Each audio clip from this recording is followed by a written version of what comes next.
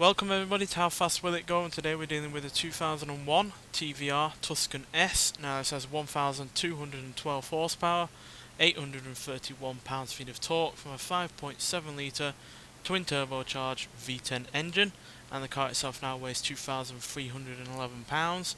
Now has all-wheel drive and it can do 0 to 60 in 1.964 seconds and 0 to 100 in 4.035 seconds. So this is the third TVR that we've had on this series so far, with the Cerberus B12 and the Griffith coming before this.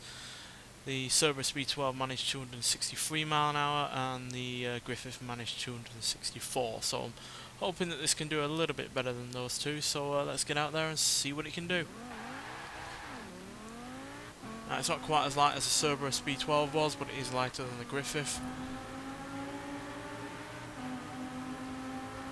And obviously it's slightly newer than the B12, but obviously a lot older than the Griffith. But nonetheless, we are doing already 230 mile an hour.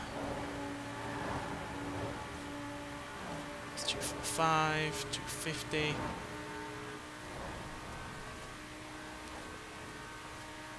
60,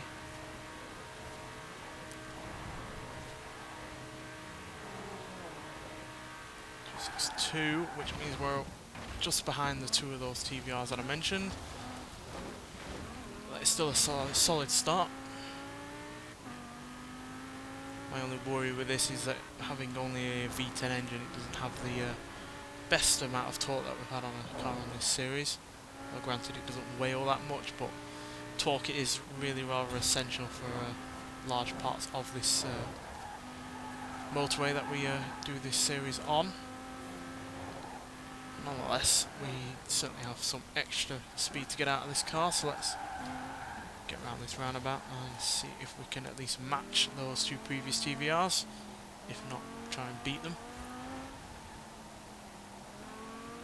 Does understeer a little bit now that it has all-wheel drive, but it's quite necessary considering it's dealing with around 3 times the power that it had originally. Yeah, hitting those barriers is always a big no-no.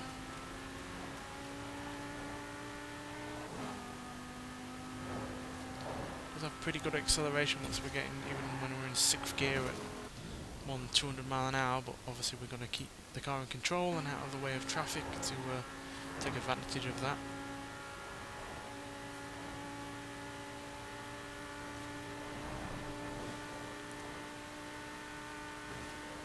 But as you can see, the lack of torque is really harming it once we get above 250. And we just don't quite have the turning to deal with a corner like that, unfortunately.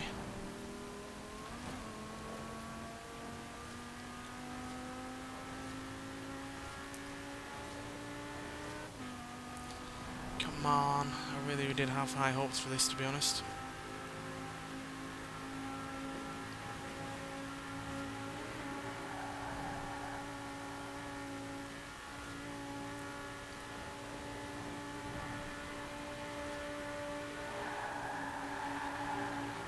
Nope, unfortunately we are not going to match those two previous TVRs, coming just 1 mile an hour behind the Cerberus B12 and 2 mile an hour behind the Griffith, which is a big shame because this certainly felt like it had the potential to go faster, but I just don't think it had quite the amount of torque necessary to deal with certain sections of the motorway, because certain sections are obviously uphill in areas, so you know, you need the most amount of torque possible to be able to deal with those uphill sections, because obviously those uphill sections aren't all that much of an issue when you're not going all that quick, but when you're already doing 250 mile an hour, aerodynamic forces are already keeping the car back as much as possible, so the hill is going to make it even the worse. So yeah, big shame that it wasn't able to match those two previous TVRs, and that also means it's slower than the Jaguar lightweight E-Type and the Porsche Carrera GT, which was only recently taken on this series. But it is nonetheless able to match the likes of the Ferrari F50 GT, Noble M600, beats the Eagle Speedster, Ford GT40 and the Mercedes-Benz 300 SLR, and way off the Rossion Q1, which blitzed this series in the last episode. But yeah, bit of a shame there, but not every car's going to go as well as as I expect. That's just the nature of doing this series, but it would have been nice for it to be slightly quicker, or at least to be able to match those previous TVRs, but just not the way it was going to be, unfortunately. Nonetheless, thanks for watching, and I'll see you in the next one. Bye.